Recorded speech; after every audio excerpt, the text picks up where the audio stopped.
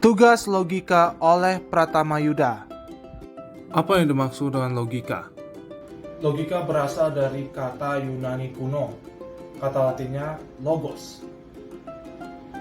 Logos yang berarti hasil pertimbangan akal pikiran yang diutarakan lewat kata dan dinyatakan dalam bahasa.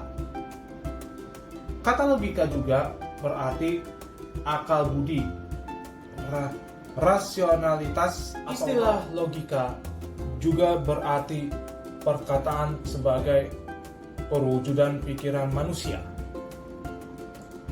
Jadi, logika merupakan ilmu atau disiplin ilmiah yang mempelajari atau jalan pikiran yang dinyatakan atau diungkapkan dalam bahasa yang dapat dimengerti oleh berbagai pihak. Lalu, untuk apa dipelajari di Fakultas Ilmu Komunikasi? Ilmu komunikasi adalah sebuah disiplin yang termasuk dalam ilmu sosial. Logika dipelajari di Fakultas Komunikasi adalah agar kegiatan intelektual yang dipelajari di Fakultas Komunikasi mendapatkan pengetahuan dan pemahaman secara sistematik, rasional, dan terorganisasi berdasarkan metode tertentu. Apa faktor yang mengindikasikan cara berpikir yang benar? Faktor-faktor yang memaksa manusia untuk berpikir antara lain. Dengarkan baik-baik. 1. Jika pernyataan atau pendiriannya dibantah orang lain atau oleh dirinya sendiri. 2. Jika dalam lingkungannya terjadi perubahan secara mendadak atau terjadi peristiwa yang tidak diharapkan. 3. Jika ia ditanya. 4. Dorongan rasa ingin tahu. Ada 3 prinsip atau asas dalam logika secara tradisional. Prinsip identitas. Prinsip identitas dalam bahasa Latin disebut law of identity. Merupakan dasar dari semua penalaran, sifatnya langsung, analitis, dan jelas dengan sendirinya. Tidak membutuhkan pembuktian. Prinsip identitas berbunyi suatu hal adalah sama dengan halnya itu sendiri, atau dengan kata lain bahwa sesuatu benda adalah benda itu sendiri. Tidak mungkin yang contoh prinsip identitas. A adalah A dan B adalah B. Lingkaran adalah lingkaran dan segi empat adalah segi empat. Prinsip non-kontradiksi. Prinsip non-kontradiksi adalah tidak adanya suatu kontradiksi. Prinsip non-kontradiksi berbunyi sesuatu tidak dapat sekaligus merupakan hal itu dan bukan hal itu pada waktu yang bersamaan. Atau dengan kata lain, sesuatu pernyataan tidak mungkin mempunyai nilai benar dan tidak benar pada saat yang sama. Prinsip non-kontradiksi. Saya tidur di rumah. Tidak mungkin saya tidur di tempat lain. Saya ini di luar sedang hujan. Tidak mungkin saat ini di luar sedang tidak hujan. Prinsip exclude middle, yaitu prinsip tidak adanya kemungkinan ketiga yang merupakan jalan tengah. Arti dari prinsip adalah bahwa dua sifat yang berlawanan penuh secara mutlak. Tidak mungkin kedua-duanya dimiliki oleh satu benda.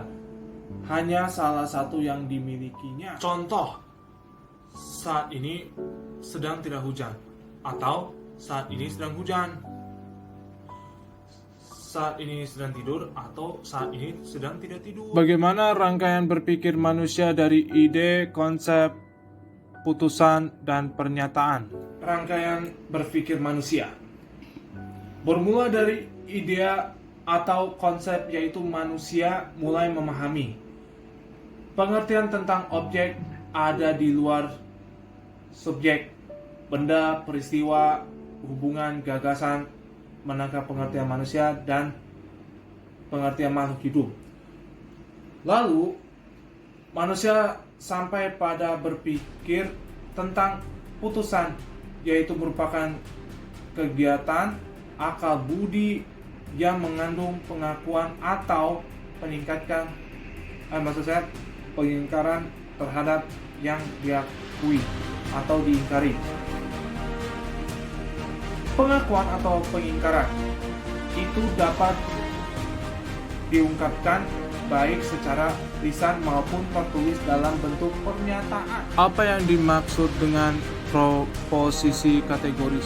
Proposisi kategoris adalah proposisi yang di dalamnya predikat diakui atau dipungkiri subjek, tidak disertai dengan syarat, atau P menerangkan S. Contoh, saya suka makan nasi goreng, saya suka main drum. Unsur proposisi kategoris terkait quantifier, term subject, dan predikat, serta kopula. Proposisi. Sebuah proposisi dipandang dari sudut bentuk dan penampilannya dibagi jadi 4 unsur, yaitu quantifier, yaitu perkataan yang menunjukkan jumlah anggota kelas yang berkedudukan sebagai term subjek, atau kata yang menunjukkan banyaknya satuan yang diikat oleh term subjek. Term subjek, kelas yang di dalam proposisi dinyatakan termasuk atau tidak termasuk ke dalam kelas yang lainnya. Term predikat, lambang term subjek S. Kopula, yaitu perkataan sebagai bagian dari sebuah proposisi yang menunjukkan sifat hubungan antara term subjek dan term predikat, yakni menunjukkan apakah term subjek termasuk atau tidak termasuk dalam term predikat. Term predikat adalah sebuah proposisi yang ditegaskan atau diingkari tentang subjek. Contoh unsur proposisi: sebagian manusia adalah politisi, sebagian adalah quantifier, manusia adalah term subjek, adalah kopula, politisi term predikat. Proposisi hanya berupa deklaratif dan informatif. Ada sebuah kasus yang menarik beberapa tahun silam, yang mungkin masih hangat sampai saat ini, termaksud bukan proposisi. Kisah nenek tua bernama Mina yang mencuri 3 buah kakao milik PT RSA, termasuk proposisi. Majelis Hakim yang dipimpin oleh MB Lukmono SH memvonisnya 1 bulan 15 hari dengan masa percobaan 3 bulan karena Mina terbukti secara sah melanggar pasal 362 KUHP tentang pencurian, termasuk proposisi.